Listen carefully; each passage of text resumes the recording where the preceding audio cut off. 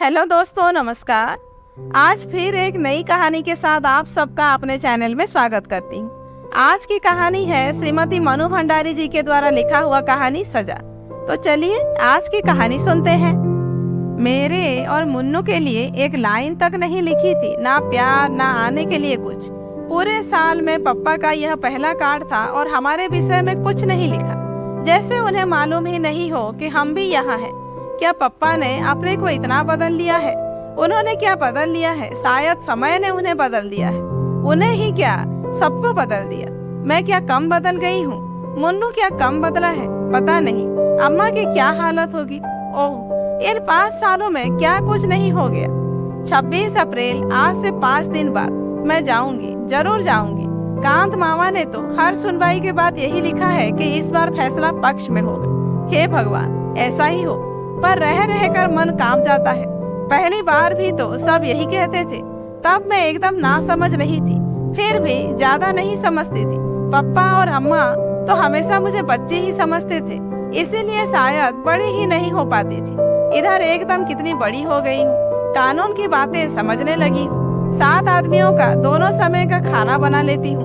खाना ही नहीं, घर का भी तो काम करने लगी हूँ। मेरे साथ स्कूल में जो लड़कियाँ पढ़ती हैं, उनसे करवा तो देखे कोई भी काम, पर वे क्यों ये सब काम करें? भगवान कभी उन्हें ऐसे बुरे दिन न दिखाए। क्या पप्पा सचमुच छूट जाएंगे? पिछली बार जब फैसला हुआ था तब दादी, बाबा, चाचा सब आ गए थे। सब लोग कचहरी गए पर हमें नहीं ले गए। मुन्नू को छोड़ जाते, वह सचमुच बच्चा था, पर मैं तो बड़ी थी, नबी का इम्तिहान दे चुकी थी। मुझे पापा के सारे केस की बातें पता थी, फिर भी मुझे नहीं ले गए थे। मैं और मुन्नू सांस रोककर सबके लौटने की प्रतीक्षा कर रहे थे। मैं खुद बहुत घबरा रही थी, पर मुन्नू को बराबर समझाती रही थी। और कोई चाहे मुझे बड़ा ना समझता, पर वह तो समझता ही था। 12 बजे दादी और अम्मा ने रोते रोते घर में प्रवेश किया। बाबा कुर्सी में बैठकर हथेलियों में मुंह छिपाकर फूट फूट कर रोने लगे। हे भगवान, तेरे राज में इतना अंधेर। मेरे निर्दोष बेटे को 2 साल की सजा। सबको रोते देख हम दोनों भी खूब रोए। 2 दिन में स्कूल नहीं गई। जब गई तो मेरी सहेलियां हमदर्दी दिखाने लगी, पर वह हमदर्दी बिल्कुल नहीं थी। हमदर्दी क्या ऐसे कहकर दिखाई जाती है? हाय हाय, बेचारी के पिता को जेल हो गई। आपस में दबी दबी जबान में कहती, इतने बड़े लोग भी चोरी करते हैं। तभी ठार थे आशा जी के। मेरा जी होता चीख चीख कर सबसे कहूँ कि पापा ने कुछ नहीं किया है। बस इस समय उनके ग्रह बिगड़े हुए हैं। ग्रह जब बिगड़ जाते हैं तब क्या नहीं हो जाता। रामचंद्र जी ने कौन चोरी की थी, फिर भी 14 साल का वनवास काटा या नहीं? पांडवों ने क्या किया था, फिर भी अज्ञातवास भोगा या नहीं? तब जब ग्रह बिगड़ते हैं तो राजा को भी सब कुछ भोगना पड़ता है। इतनी सी बात ये लोग क्यों नहीं समझते? अम्मा ने मुझे समझाया कि अभी हमारे बुरे दिन हैं, जो भी आए चुपचाप सहन कर लो, और मैं समझ गई। तभी तो उन लोगों से कुछ नहीं कहती थी, पर उनको कभी समझ नहीं आया। शायद बुरे दिनों में ही समझ पड़ती है। खैर, तभी कांत मामा आ गए। वह इंग्लैंड से जैसे ही लौटे सीधे घर आ गए थे। कितना बिगड़े थे बाबा और चाचा जी पर कि यह सब कैसे हो गया। आज के जमाने में तो गुनहगार अपने को सांप बचा कर ले जाते हैं, लाखों हजम करके मूंछों पर ताव देते घूमते हैं, फाइलों की फाइलें गायब करवा देते हैं, और एक ये है कि बिना गड़बड़ किए सजा भोगने जा रहे हैं। बिना अपराध किए भी बाबा अपराधी की भांति चुपचाप सिर नीचा किए सब सुनते रहे। वह बेचारे कानून के छक्के पंजे क्या जाने। जब नहीं सुना जाता तो रो पड़ते। उस समय मुझे कांत मामा का व्यवहार जरा भी अच्छा नहीं लगता था, पर कुछ कह भी तो नहीं सकता था कोई। वह हाईकोर्ट में अपील मंजूर करवाने के लिए भाग दौड़ कर रहे थे। इंग्लैंड से लौटकर कांत मामा अपने को बहुत समझने लगे थे। शायद बहुत कुछ होकर भी आए थे। उन्होंने सचमुच अपील मंजूर करवा दी। मैं सोच रही थी अब पप्पा कितना प्यार करेंगे हमें। कितने दिनों से घर में मानूसियत छाई हुई है, वह दूर हो जाएगी। हमारे अच्छे दिन लौट आएंगे। सब लोगों के आ जाने से हमें तो कोई पूछता ही नहीं था। एकाएक जैसे हम कुछ नहीं रहे। मैं फिर भी कुछ समझती थी, पर मुन्नू नहीं समझता। किसी भी चीज की जीत कर बैठता। मैं उसे समझाती, भैया अभी हमारे बुरे ग्रह आए हुए हैं, किसी भी चीज की जीत नहीं करते। पर वह ग्रह कुछ नहीं मानता और रोए ही चला जाता। अपील मंजूर होने पर मैंने सोचा था अब हमारे बुरे दिन टल गए, अब सब कुछ पहले जैसा हो जाएगा। तब मैं नहीं जानती थी कि अपील मंजूर हो जाना मुकदमा जीतना नहीं होता। मुकदमे की शुरुआत होती है असली लड़ाई, असली परीक्षा। पप्पा थोड़ी देर बाद चाचा के साथ टांगे पर आए थे और आते ही बात करना तो दूर, बिना किसी की ओर देखे चुपचाप नीची नजर किए वहाँ ऊपर चले गए। सब लोग सकते में आ गए। कैसे हो गए हैं पप्पा? किसी की हिम्मत ही नहीं हुई थी ऊपर जाए। आखिर दादी ने अम्मा को भेजा। अम्मा थोड़ी देर बाद ही लौट आई। दरवाजा ही नहीं खोलते, बहुत खटखटाया तो यही कहा, चली जाओ, मुझे परेशान मत करो। यूं घर वालों के साथ रोई मैं रोज ही थी, पर उस दिन पहली बार मेरा मन रोया था। अपनी पूरी समझ के साथ रोया था। क्या हो गया है मेरे पप्पा को?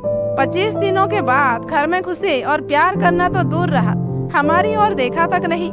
बार बार मन कहने लगा, यह मेरे पप्पा नहीं है, वहाँ ऐसे हो ही नहीं सकते।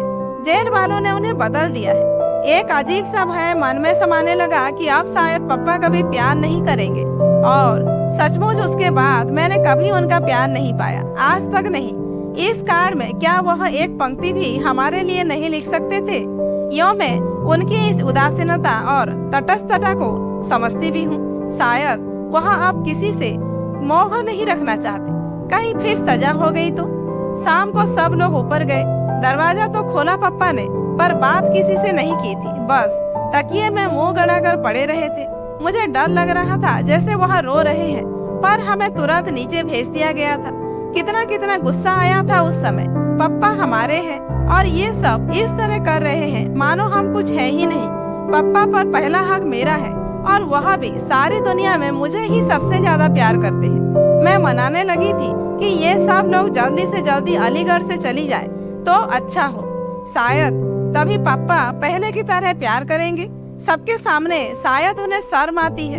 शर्म की बात तो है ही, स्कूल में मुझे क्या कम शर्म आती थी? पापा के घर आने के बाद मामा और चाचा जी चले भी गए। दादी और बाबा तो घर के ही हैं, पर पापा फिर भी नहीं उतरे। उस रात अम्मा को सोने के लिए ऊपर भेजा। वहाँ सवेरे उठकर आई तो बोली, माँ जी, मुन्नू को आप गांव लेती जाइए, वहाँ के स्कूल में डाल दीजिए। वहाँ तो अब उसकी फीस जुटाना भी भारी पड़ेगा। आशा का तो इस साल फाइनल है, वरना उसे भी उमेश भैया के पास भेज देती। नीचे का घर अब खाली कर देंगे। फिर और पता नहीं क्या क्या बातें हुई दोनों में, और फिर दोनों खूब रोई। मैं किसी को भी रोता देखती तो बिना कारण जाने ही रोने लगती। फिर उस समय तो रोने का बहुत बड़ा कारण भी था कि मुन्नू चला जाएगा। कैसे रहेगा वह गांव में? वहाँ का स्कूल भी कोई स्कूल है? यहाँ इतने अच्छे स्कूल में पढ़ा।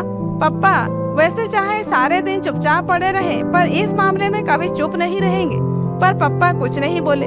शायद अम्मा पापा ने साथ बैठकर ही यह सब तय किया था। रो धोकर मुन्नू भी चला गया। हाँ, जाते समय पापा ने उसे सीने से लगाकर बहुत प्यार किया था। मैं पास ही खड़ी रही थी। पापा की आंखों से आंसू टपक रहे थे। मेरा बड़ा मन कर रहा था कि मैं आंसू पोंछ दूं, उनके दुख को दूर करने के लिए नहीं, पापा का प्यार पाने के लिए। मुन्नू दूर जाकर भी पापा के कितने पास हो गया। मैं पास रहकर भी शायद हमेशा से दूर ही रहूंगी। पर पापा छोड़ने नीचे नहीं आए, कोई स्टेशन भी नहीं आया। जाता ही कौन? अम्मा अकेली निकलती नहीं, और मैं जाती तो लौटती कैसे? मुन्नू के जाते ही हमारा घर सुना ही नहीं हुआ, उसमें बहुत कुछ रद्दोबदल सी हो गया। और फिर मन्नू ही क्यों, धीरे धीरे सारा सामान भी चला गया। नीचे का मकान खाली कर दिया। खाना पकाना और सोना बरसाती में। पास की छोटी सी कोठरी साफ करके मुझे पढ़ने के लिए मिली। पापा अब कुछ बोलने लगे थे, पर पहले वाले पापा वह बिल्कुल नहीं रह गए थे। बस सारे दिन चुपचाप लेटे रहते या कुछ पढ़ते रहते। कभी कभी गोदी में तकिया रखकर कुछ लिखते भी।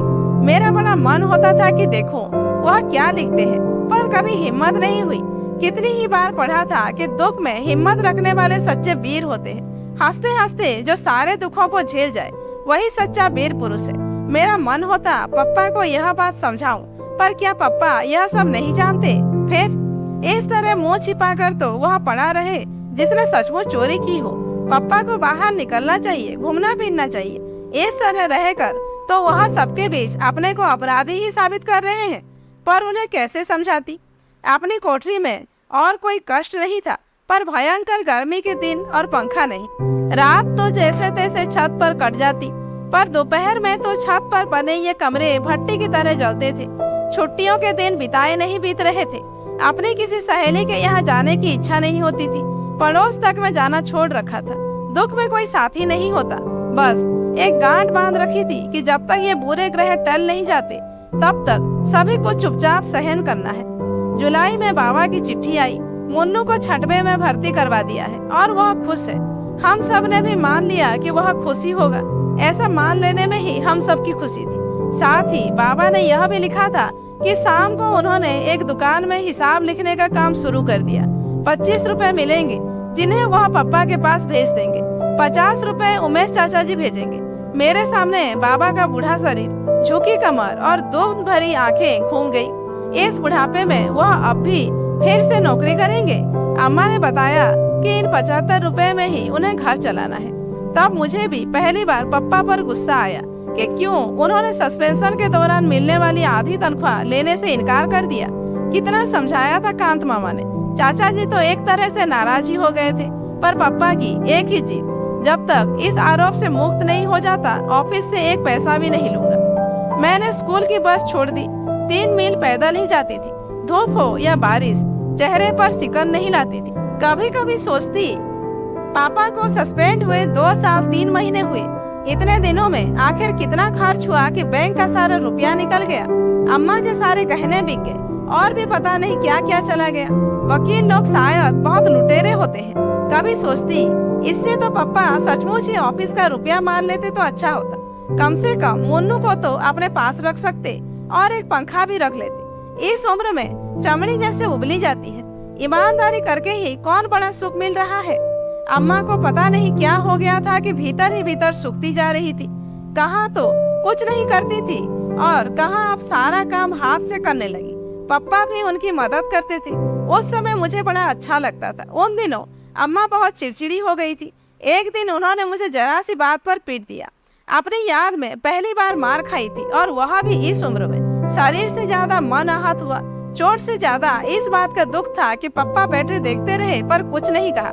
ना अम्मा को मना किया, ना मुझे ही प्यार किया। अपनी कोठरी में बैठकर मैं घंटों रोई थी। हे भगवान, सब दुख दो पर मेरे पापा को पहले जैसा कर दो।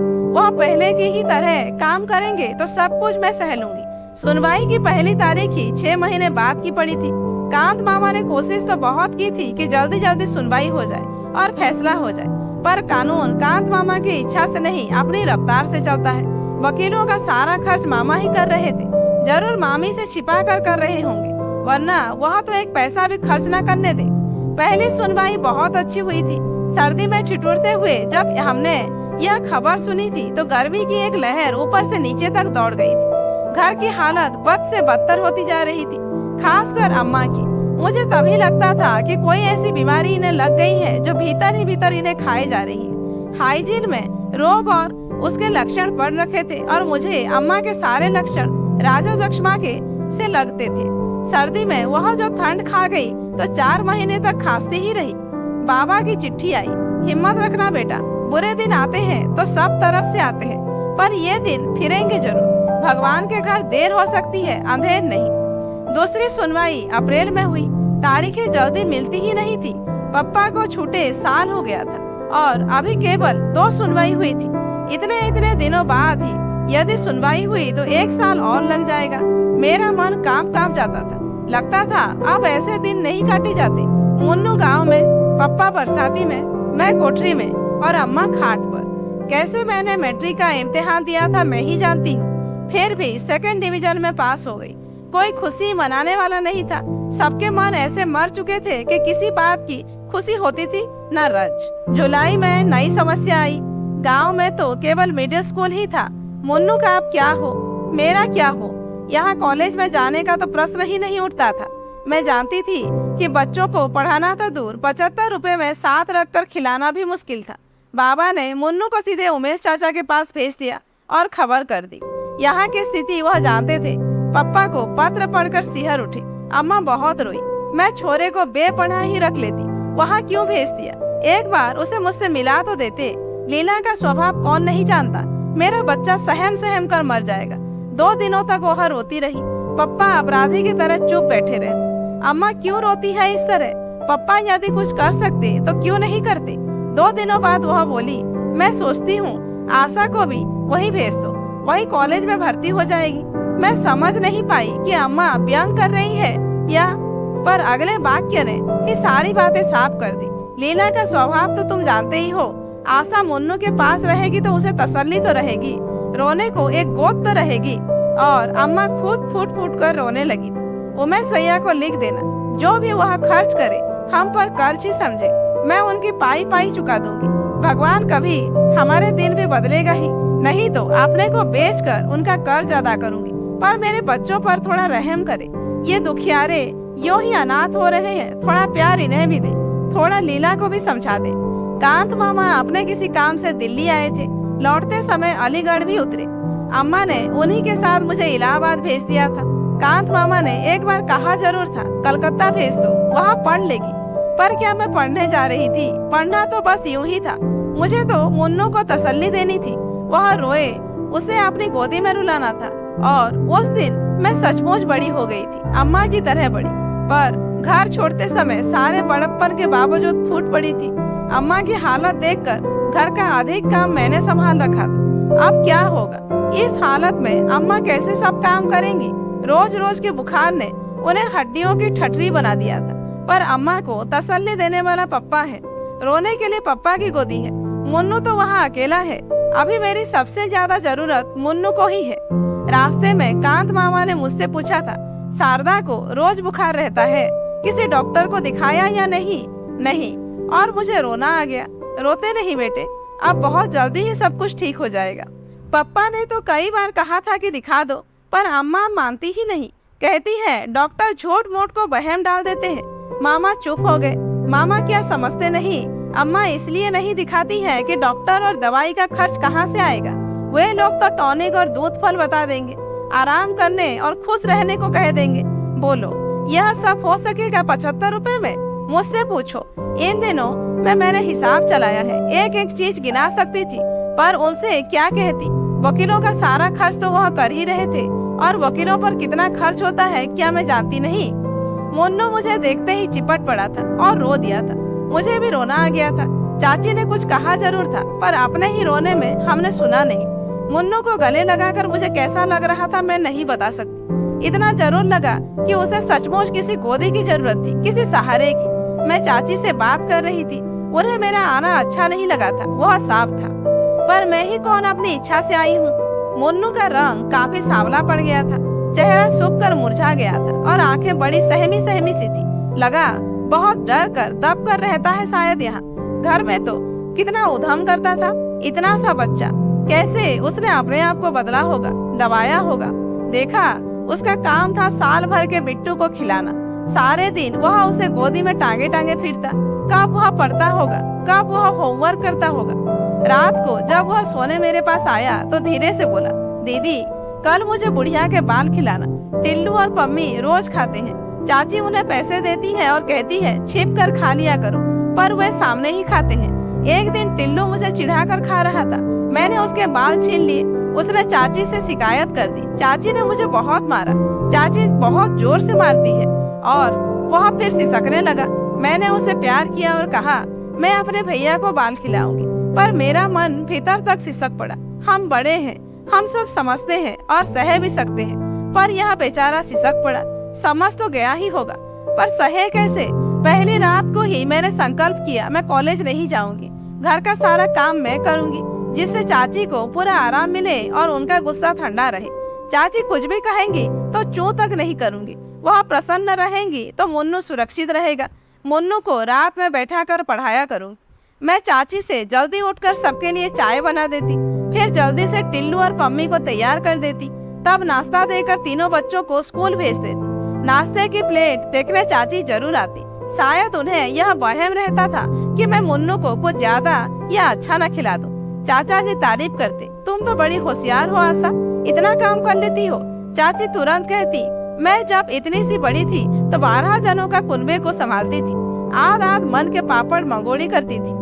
चुप रहती थी मैं तो। दोनों समय का खाना भी मैंने अपने ही जिम्मे कर रखा था। रात में सोने जाती तो पैर मेरे झपकते रहते। कभी कभी मुन्नू को अपने पैरों पर खड़ा कर लेती थी, उससे पैरों को तो आराम मिल जाता था, पर मन। अम्मा कभी कभी मुझसे रसोई का काम करवाती थी तो पापा डांटते थे। मैं अपनी आशा को डॉक्टर बनाऊंगा, विदेश भेजूंगा।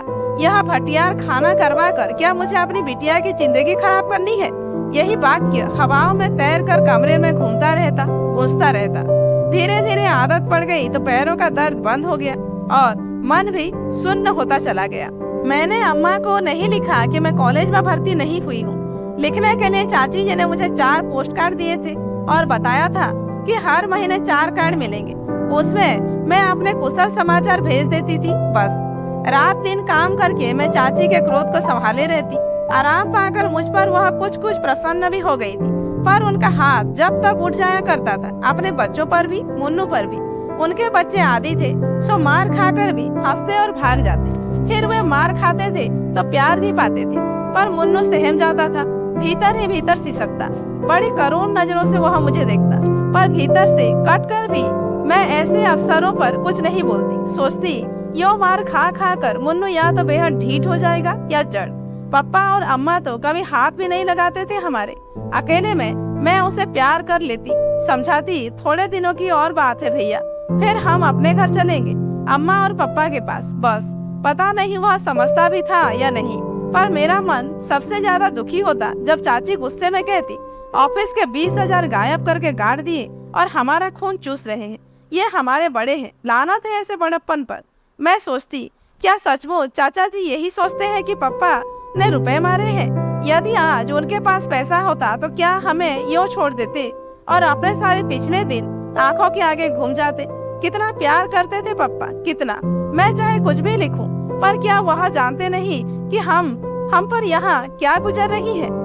31 तारीख को चाचा जी ने चाची के हाथ में तनख्वाह रखी तो चाची ने कहा, अब भाई साहब को लिख दो कि 50 रुपए नहीं भेज सकेंगे। इस महंगाई के जमाने में 2 पालना ही बहुत भारी पड़ रहा है। फिर हमारे भी तो बच्चे हैं, कौन यहाँ खान गड़ी है?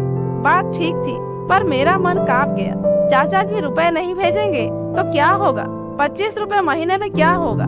इतना तो कमरे का किराया ही चला जाता है। पूरा अगस्त बीत गया, मैं अपने चारों कार्ड डाल चुकी, पर कोई जवाब नहीं आया। क्या हो गया है अम्मा को? लिखती क्यों नहीं? सितंबर में कांत मामा का पत्र आया। शारदा की तबीयत खराब थी, सो उसे यहाँ ले आया। यहाँ उसका इलाज चल रहा है। दिनेश जी ने कमरा बदल लिया है, उनका पता है।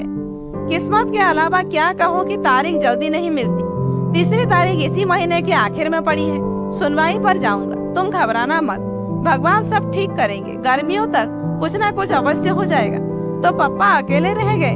अम्मा और पापा की गोद भी छीन गई जिसमें वे रो सकते थे। पापा का यह पता अलीगढ़ की गली गली मुझे मालूम थी। यह तो मजदूरों की बस्ती है, अंधेरी सीलन भरी गलियां, पास में बहते नाले। पापा का खाना कौन बनाता होगा? उन्होंने तो कभी ऐसे काम नहीं किए। कभी अंगीठी भी जलाते तो अम्मा मना कर देती थी। तब वह यही कह देते, शारदा कौन जाने कि इस बार छूट भी जाऊंगा। सजा हो गई तो पता नहीं क्या क्या करना पड़ेगा। अम्मा बीच में ही डांट देती, ऐसी बात भी क्यों मुंह से निकालते हो? भगवान के घर देर हो सकती है, अंधेर नहीं। यह वाक्य अम्मा ने बाबा से सीखा था और मंत्र की तरह गांठ बांध रही थी। और मैं भगवान से यही मनाया करती कि हे भगवान, उन्हें सजा ना हो, पापा की तपस्या का फल उन्हें मिले। जो कुछ वह सह रहे हैं वह क्या तपस्या से कम है? सीलन भरी अंधेरी कोठरी में सबसे मुंह छिपा कर रहना, बच्चे नहीं, पत्नी नहीं, अब तो रहम करना, आप उन्हें सजा मत देना। मार्च में 4थी सुनवाई भी हो गई।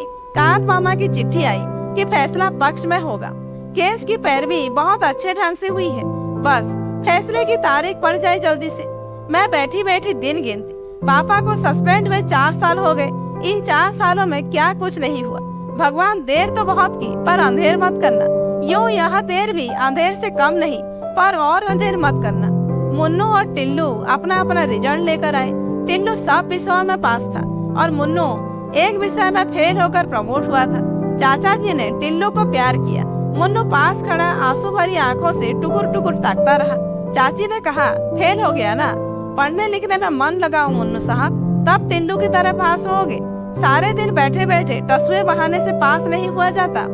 आँख के आंसू गालों पर ढुलक गए। कमीज के बाहों से उन्हें पोंछता हुआ वह भीतर जाने लगा तो टिल्लू चिढ़ाने लगा, फेलू राम, फेलू राम। उस दिन पहली बार मेरे लिए अपने पर बस रखना बहुत कठिन हो गया था। मन हुआ कह दो, उसे पढ़ने के लिए समय ही कहाँ मिलता है। सारे दिन तो बिट्टू को खिलाता है, 25 चक्कर बाजार के करता है। पर चुप। जाते जाते मुन्नू ने एक बार चिढ़ाते हुए टिल्लू को जरूर जलती आंखों से देखा था। लगा उठाकर एक हाथ मार देगा, पर ना वह लौटा ना कुछ बोला ही। कैसे हो गया है मुन्नू इतना सहनशील। चुपचाप सहने का उपदेश उसे मैं ही दिया करती थी, पर अब वह यूं सह जाता है तो सबसे ज्यादा कष्ट मुझे ही होता है। पर कोई उपाय भी तो नहीं था। मुन्नू की छुट्टियां हो गई। सोचती थी कि शायद कांत मामा या अम्मा का कोई पत्र आएगा कि तुम लोग आ जाओ, पर किसी ने कुछ नहीं लिखा। पापा तो कभी कुछ लिखते ही नहीं। अम्मा कभी कभी 2 लाइनें लिख देती। मैं धीरे धीरे ठीक हो रही हूँ, तुम चिंता मत करना। लीला को आशीर्वाद, बच्चों को प्यार, चाची की मदद करना, तंग मत करना। मुझे हर बार लगता था कितनी झूठी चिट्ठी लिखती है अम्मा, पर धीरज की अवधि खींचते खींचते 1 साल तक पहुँच गई। पिछले मार्च में सुनवाई हुई थी और अब इस साल का अप्रैल है। अब तो मुझे लगने लगा था कि जैसे जिंदगी भर हमें इसी तरह रहना है, बस इसी तरह। अब मैं कभी कॉलेज में पढ़ने नहीं जाऊंगी। मुन्नू हर साल एक विषय में फेल होकर जैसे तैसे प्रमोट हुआ करेगा। अम्मा शायद हमेशा बीमार रहकर मामा के यहाँ इलाज ही करवाती रहेंगी। पप्पा वैसे ही सीलन भरी बदबूदार कोठरी में अपना खाना आप पकाया करेंगे। और तभी आज पप्पा की यह चिट्ठी आई, उनके हाथ की लिखी पहली चिट्ठी। मैंने 1000 बार उसे देखा, पढ़ा, छुआ, जैसे उस कार्ड को छूकर पप्पा की हालत का ज्ञान हो जाएगा। पप्पा ने हमें बुलाया नहीं, कहने से चाचा जी ले जाएंगे, पर इस बार जाएंगे जरूर, चाहे कुछ भी हो जाए। कांत मामा को लिखे, वे लेते जाएंगे। कल सवेरे 10 बजे फैसला है। हम दोनों कांत मामा के साथ आ गए। धर्मशाला में छोड़कर मामा पप्पा को लेने चले गए। पूरी उम्मीद थी कि इस बार अम्मा जरूर आएंगी, पर वह नहीं आई। मामा ने इतना ही कहा, उसकी हालत लाने जैसी नहीं थी। फैसला हो जाए तो तुम लोग वही चलना। पता नहीं अम्मा किस हालत में है। मन बार बार कांप उठता था। मामा कुछ छिपा रहे हैं। मैंने भी अम्मा से कितना कुछ छिपा रखा है। आज कौन किसके बारे में सही बात जानता है। दूसरे को हल्का रखने के लिए सब अपने अपने दुख से ही भारी हो रहे हैं। पापा आए तो मैं और मुन्नू उनसे लिपट गए। पापा, शायद पापा को भी हम लोग ऐसे ही लगे रहे होंगे। कितने कितने आंसू बह गए हम तीनों के। कांत मामा भी रो पड़े। शाम को दादी बाबा भी आ गए। रात में मुन्नू दादी से पूछ रहा था, दादी अब तो हम पापा के पास ही रहेंगे ना? तुम इतनी पूजा करती हो, अपने भगवान से कहो कि हमारे पापा को छोड़ दे। हाँ बेटा, अब तू पापा के पास ही रहेगा। रात दिन भगवान से यही तो कहती हूँ। चाची के पास तो मैं अब कभी नहीं जाऊंगा। टिल्लू अपने को समझता क्या है? मैं अपने पापा के पास रहूं और फिर आ जाए। हर एक चीज में पछाड़ सकता हूँ, पढ़ने में भी, कुश्ती में भी। पहले फर्स्ट में आया हूँ एक बार क्लास में। क्यों दीदी, आया था ना? मेरी आंखें भीग गई। कितने दिनों बाद मुन्नू को उसके असली रूप में देख रही हूँ। टिल्लू ने उसे चिढ़ाया था तो इससे कुछ नहीं कहा था, चुपचाप भीतर बैठकर रोया था। शायद जानता था कि टिल्लू को कुछ भी कहने का अर्थ है चाची की मार। पर मुझे कितना बुरा लगा था उस दिन। कहाँ चली गई मुन्नू की बाल सुलभ ईर्षा और प्रतिस्पर्धा की भावना?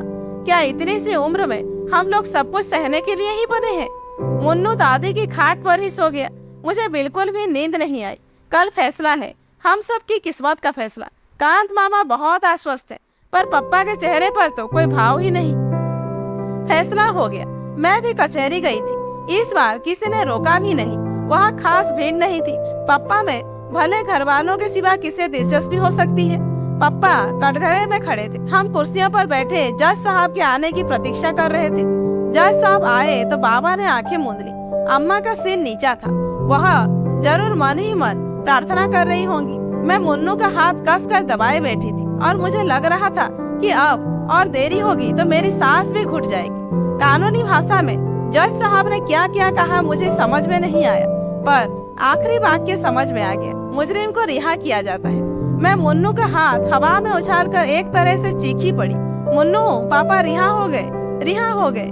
पर एकाएक ही दादी और बाबा फूट फूट कर रो पड़े। मैं भय से कांप उठी, कहीं मैंने गलत तो नहीं सुन लिया। पिछली बार भी तो ये लोग इसी प्रकार रोते रोते घर में घुसे थे। पर बाबा का यह वाक्य, मैं कहता था ना बेटे, भगवान के घर में देर है अंधेर नहीं, देख। पर पापा को क्या हुआ है? वह खुश क्यों नहीं हो रहे हैं? उनका भावहीन चेहरा, गड़े में धसी हुई निस्तेज निर्जीव आंखों में से खुशी की चमक क्यों नहीं आ रही? वह ऐसी पतराई आंखों से बाबा को देख रहे हैं मानो उन्हें बाबा की बात ही समझ नहीं आ रही हो। मैं दौड़कर पापा से चिपट गई। पापा, आप बरी हो गए। सुनते हैं आपको सजा नहीं हुई। सजा नहीं हुई है आपको। पर पापा फिर भी वैसे ही रहे, मानो उन्हें विश्वास ही नहीं हो रहा है कि उन्हें सजा नहीं हुई है। दोस्तों, आज की कहानी यही समाप्त होती है। कहानी कैसी लगी कमेंट करके जरूर बताइए। अच्छी लगी हो तो एक लाइक कीजिए, जानने वालों को शेयर कीजिए और ऐसे ही वीडियोज आगे देखने के लिए मेरे चैनल को सब्सक्राइब करना मत भूलिए।